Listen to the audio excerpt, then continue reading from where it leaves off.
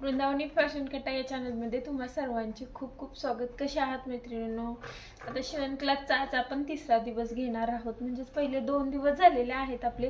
त्यामध्ये आपण पाहिलेलं आहे या टेपची मापे कशी घ्यायची वगैरे, ते मी तुम्हाला व्यवस्थित डिटेलमध्ये लिहून दिलं। त्याचबरोबर ब्लाउजवरती माप कसं घ्यायचं आणि कटोरी ब्लाउजचं एक पेपर कटिंग सुद्धा दाखवलेलं आहे। त्या अगोदर एका मैत्रिणीची कमेंट आलेली आहे की ताई अंगावरचं माप कसं घ्यायचं ते पण दाखवा, ते आपलं राहिलेलं आहे। मी आता डिटेलमध्ये व्यवस्थित असं तुम्हाला अंगावर माप म्हणजे बॉडीवरती माप कसं घ्यायचं हे मी तुम्हाला सांगणार आहे। आणि व्हिडिओ शेवटपर्यंत पाहत चला, मध्ये स्किप करू नका। मध्येच मग स्किप केलं ना काही उपयोग होत नाही, अर्धवटच समजतं मग तुम्हाला। त्यासाठी आपल्याला व्हिडिओ शेवटपर्यंत पाहायचा आहे। जर आपल्याला शिकायचं आहे ना व्हिडिओ हा शेवटपर्यंत पाहायचा आहे। मी तुम्हाला व्यवस्थित असं अंगावरती आपलं माप कसं घ्यायचं हे मी तुम्हाला दाखवते, आणि ते माप लिहून कसं घ्यायचं हे सुद्धा मी तुम्हाला सांगणार आहे। तर त्यानंतर आपण पुढचं पाहूया, ठीक आहे? चला मग आपण अंगावर माप कसं घ्यायचं हे पाहूया। हे बघा, आता अंगावरती माप घेण्यासाठी आपण काय करायचं, आता तुम्हाला मी सांगितलेलं आहे हे जे 1 इंच आहे तिथून आपल्याला वापरायचं आहे। आता इथे बघा, इथून असं माप घ्यायचं आहे। हे बघा, फ्रंटचा कॅमेरा असल्यामुळे तुम्हाला उलट दिसतंय, ते तुम्ही थोडंसं समजून घ्या। इथे बघा, आता आपण इथे 14 पर्यंत उंची, म्हणजे माझी जी ब्लाउजची उंची मी घेते ते 13.5-14 आपण इथे घेऊ शकतो। आता हे माप आपल्याला असंच घ्यायचंय, परंतु पुढून नाही घ्यायचं, बॅकने आपल्याला माप घ्यायचंय। कधीही तुम्ही अंगावरती माप घेत असाल तेव्हा अंगावरती माप घेताना छोट्या छोट्या गोष्टी असतात की ब्लाउजवरती माप घेणं हे थोडंसं वेगळं असतं आणि अंगावरती घेणं हे थोडं वेगळं असतं, ठीक आहे? आता हे झालं, त्यानंतर आपल्याला गळा घ्यायचा असतो। बघा, पुढचा गळा पण 7 पर्यंत कटोरी ब्लाउजसाठी किंवा प्रिन्सेस नॉर्मल आपला 7 पर्यंत गळा, 6.5 7 ज्याच्या चॉईसनुसार आपण विचारून गळा घ्यायचा आहे। बघा, बरोबर इथे बघा, इथे शोल्डरवरती ठेवायचं टेप असा, आणि हे माप आपल्याला इथे घ्यायचं आहे। आणि त्याचबरोबर आता आपल्याला चेस्टचं माप घ्यायचं। तर चेस्टचं माप घेताना बघा, हे असं बरोबर टेप ठेवायचा आणि घ्यायचं। बघा, 35 आलेलं आहे, पाहू शकता असं। आणि अपर चेस्टचं सुद्धा माप आपल्याला इथे लागणार आहे। जर त्यामध्ये जास्त डिफरन्स असेल तर ते आपल्याला घेणं गरजेचं असतं। हे बघा, अपर चेस्टचं म्हणजे इथं काखेतून असा टेप घ्यायचा बरोबर। आता असं बरोबर असं हात हे करायला सांगायचे आणि इथून घ्यायचं।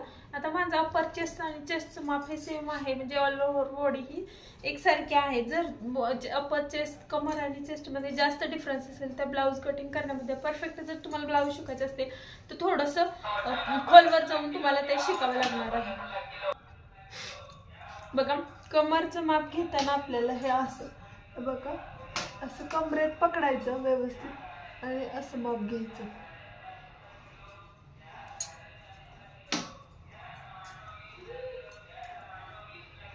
असं। आता बघा किती आलेला आहे, 29 आलेला आहे कमर आपली। आता आपलं जे हात घ्यायचे आपल्याला, बघा हे बघा, आता इथपर्यंत ठेवायचा टेप। हे बघा असा, आता केवढे छोटे पाहिजे मोठे पाहिजे त्यानुसार। आता नॉर्मल आपण 4.5 घेतो, आणि जर आता लॉंग स्लीव्सचं ट्रेंड आहे तर तेव्हा आपण 9.5 पर्यंत स्लीव्स घेतो। जास्त फोल्ड होण्याचा आता थोडंसं प्रॉब्लेम येईल, त्यामुळे 11चे स्लीव्स नाही, 9.5-10 पर्यंत स्लीव्स हे घेतले परफेक्ट बसतात, ठीक आहे? त्यामुळे आणि दंडघेरचं माप सुद्धा आपल्याला असंच घ्यायचंय। हे बघा, समोर आता दुसरं कोण असेल ना तर दाखवायला बरं पडलं असतं, पण आता कोणाला घेणार ना, त्यामुळे मी माझंच दाखवते, थोडं ऍडजस्ट करा। बघा असं, आता 10.5 आहे, म्हणजे 5.25 इंच दंडघेर आपल्याला घ्यायचा आहे फोल्डिंगमध्ये, ठीक आहे? आता आपलं काय राहील, शोल्डर। आता समजा बोटनेक वगैरे तुम्हाला शिवायचं असेल तर तेव्हा आपल्याला शोल्डरची सुद्धा गरज लागते। तर तेव्हा बघा, हे असं टेप ठेवायचं आणि असं। आता हे पुढून घेतलंय, आता आपण हे असं मारून सुद्धा घेऊ शकतो। बघा, ह्या शोल्डर पासून या शोल्डर पर्यंत हे 17 इंच असं शोल्डर बोटनेकसाठी आपल्याला घ्यावं लागतं। नॉर्मल ब्लाउजसाठी आपल्याला ते मायनस करावं लागतं, किंवा आपण 4 दिवसात सुद्धा शोल्डर घेऊन ब्लाउज परफेक्ट असे शिवू शकतो, ठीक आहे? अशा पद्धतीने आपण हे अंगावर जे माप घ्यायचं आहे हे मी तुम्हाला एकदम म्हणजे सोप्या पद्धतीने. आता ह्यामध्ये हे आर्महोलचं सुद्धा आपण माप घ्यायचं आहे बघा. आता माझा आर्महोल किती येते बघा, 16 इंच आर्महोल आहे. तर त्यानुसार आपण माप ही आपण आता वहीत लिहून घेऊया आणि ती कशी लिहायची ते सुद्धा सांगते. तुम्ही आता हे जे पाहिलेलं आहे बॉडीवरती माप कसं घ्यायचं, आता ब्लाऊजवरती माप कसं घ्यायचं हे मी व्यवस्थित डिटेलमध्ये सांगितले तुम्हाला. जर अजून प्रॉब्लेम असेल तर ते सांगा, ते सुद्धा एकदम सावकाशपणे मी तुम्हाला ब्लाऊजवरती सुद्धा कसं माप घ्यायचं आहे ते सुद्धा तुम्हाला दाखवते. फक्त व्हिडिओ शेवटपर्यंत पाहत चला आणि जे व्हिडिओ आहेत जसं मी दाखवलंय तसं तुम्ही प्रयत्न सुद्धा करायचा आहे एकदम डिटेल. म्हणजे आता बघा आपण अगोदर काय करूया, 4 टक्स ब्लाऊज घेऊया. म्हणजे काय होईल, 4 टक्स ब्लाऊज घेतल्यानंतर 4 टक्स ब्लाऊज शिवायला सोपं पडेल. म्हणून आपण आता डायरेक्ट ब्लाऊजवरतीच 4 टक्स ब्लाऊजचं कटिंग करून घेऊया.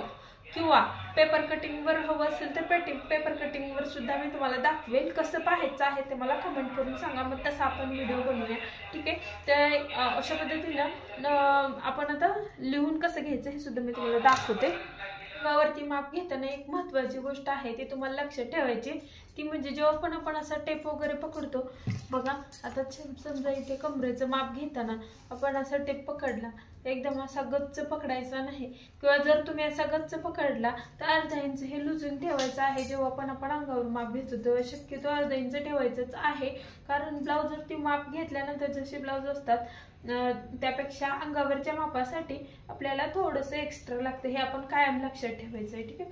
कारण आपल्याला पुढे प्रॉब्लेम येणार आहेत. तुम्हाला हे व्यवस्थित समजलं पाहिजे बेसिक पासून. त्यासाठी मी खूप मनापासून प्रयत्न करते. एवढ्या बेसिक मध्ये जाऊन कोणीही सांगत नाही तुम्हाला. तरी बघा एकदम आपल्या ज्या घरगुती शिवणाऱ्या ताई आहेत त्यांना परफेक्ट असं शिवायला जमलं पाहिजे किंवा ज्यांना शिकायचं त्यांना सुद्धा जमलं पाहिजे यासाठी मी खूप प्रयत्न करते. तर नक्कीच आपल्या चॅनलला सपोर्ट करा, लाईक करा, शेअर करा आणि चॅनलवरती हे नवीन व्हिडिओ पाहण्यासाठी चॅनलला सबस्क्राईब सुद्धा तुम्हाला करायचं आहे. चला आपण माप कसं लिहून घ्यायचं हे सुद्धा पाहणार आहोत. इथे पहा आपण ब्लाऊजची उंची, कमर, छाती, बाहीची उंची, बाहीची रुंदी, मागचा गळा, पुढचा गळा, अप्पर चेस्ट आणि शोल्डर एवढं माप आपल्याला घ्यायला लागतं. तर हे मी लिहून घेतलेलं आहे. तर आता आपली उंची किती आली होती, 13.5 इंच आपण उंची इथे घेतली. कमर आपली 29 इंच आली होती. छाती 35 इंच आली होती आणि बाहीची उंची 9.5, बाहीची रुंदी 10.5. मागचा गळा आपण आता आपल्या आवडीनुसार घ्यायचा आहे. आता पुढे जसं दाखवलं तसंच आपल्याला मागचा सुद्धा गळा घ्यायचा. ठीक आहे. मागचा गळा घेताना आपण इथे 10चा घेऊया आणि पुढचा गळा हा 6.5चा घ्यायचा आणि अप्पर चेस्ट सुद्धा आपले 35 आलेला आहे. शोल्डर हे बोट नेक हवं असेल तर 16 इंच आपल्याला घ्यायचं आहे. तर ते आपण शोल्डर आपण मोजलेला आहे. आर्महोल एक राहिले आपलं बघा. आर्महोल सुद्धा आपला 16 इंच आलेला होता. अशा पद्धतीने आपण माप हे व्यवस्थित असं लिहून घ्यायचं आहे आणि त्यानंतर आपल्याला यामध्ये मार्जिन ॲड करायचं आहे. हे फक्त आपलं अंगावर माप घेतलेलं आहे. मार्जिन पुढे आपल्याला सगळीकडे म्हणजे 1.5 इंच आपण ॲड करतो. म्हणजे आता तुम्ही 2 इंच सुद्धा करू शकता किंवा 16 इंच. ठीक आहे. 1.5 इंच मी टोटली प्रत्येक ब्लाऊजसाठी हे 1.5 इंचच मार्जिन ठेवते. त्या पद्धतीने तुम्ही सुद्धा ठेवलं तर बेटर होईल. काही प्रॉब्लेम येत नाही 1.5 इंचाला सुद्धा. ठीक आहे.